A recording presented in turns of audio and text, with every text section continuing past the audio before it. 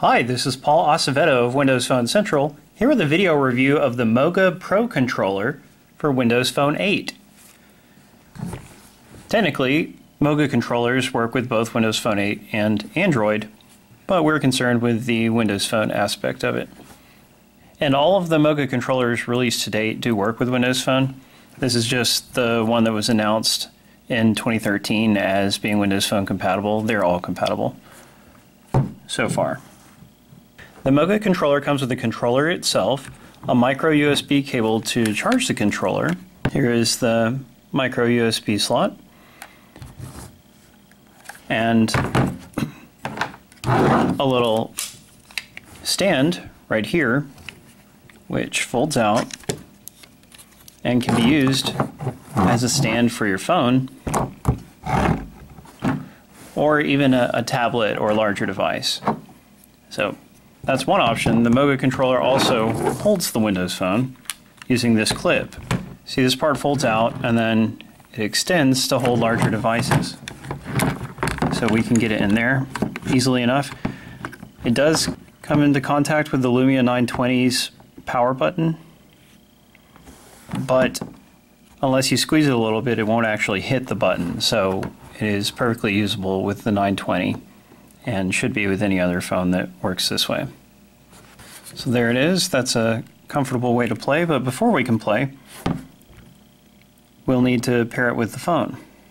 To pair the device, first switch it on, switch it to A mode, then go into your phone's Bluetooth menu, which you'll find under Settings, or you can use a handy app like Network Switcher just to get there more quickly.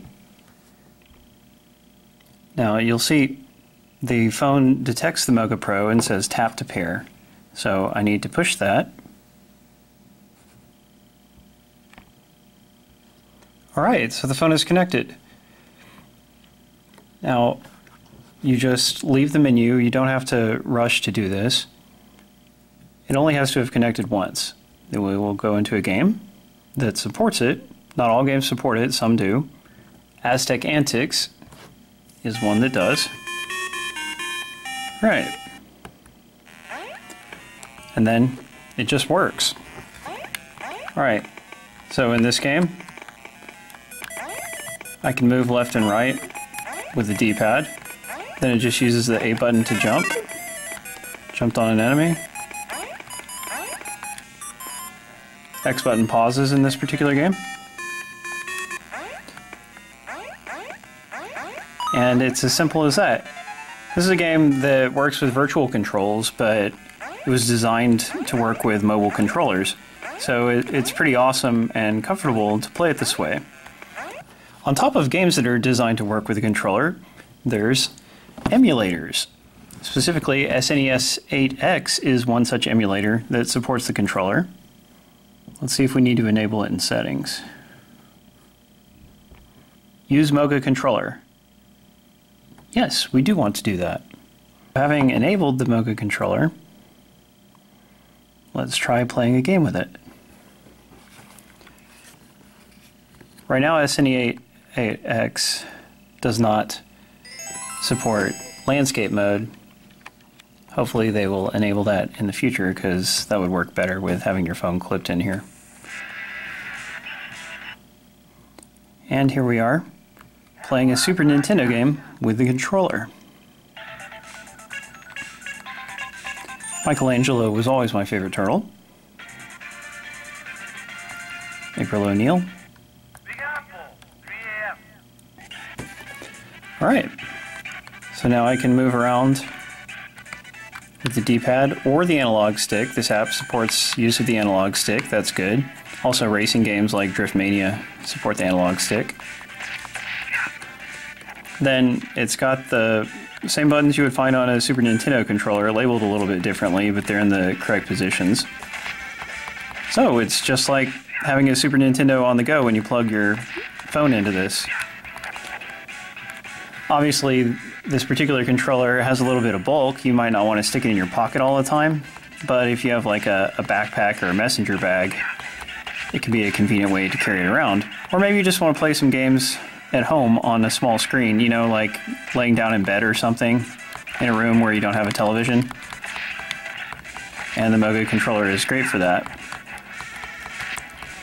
So other MOGA controllers have different designs. You know, the original controller has kind of a clunkier design and it's a smaller controller, so it's not as ergonomic. This controller feels very much like using an Xbox 360 or One controller, and it frankly feels great. It's closer to the 360 than the One because you've got better, more distinct bumpers up at the top. Both bumpers and analog triggers. It's a well-designed controller. This particular controller retails for $49.99. It's being phased out in favor of a more expensive design that can also charge the device while in use, because currently you would have to plug your phone into a power source if you want it to be powered. And you're not going to be wirelessly charging your phone this way either.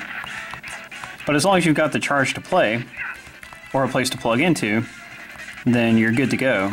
So, playing Game Boy and Super Nintendo games on the go, even PlayStation 1 games, using the MOGA controller, is really neat for fans of emulation and mobile gaming.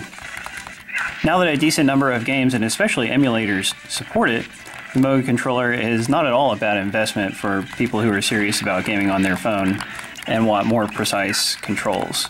It feels so much better than touchscreen controls. Thanks for watching. Read the full review at wpcentral.com.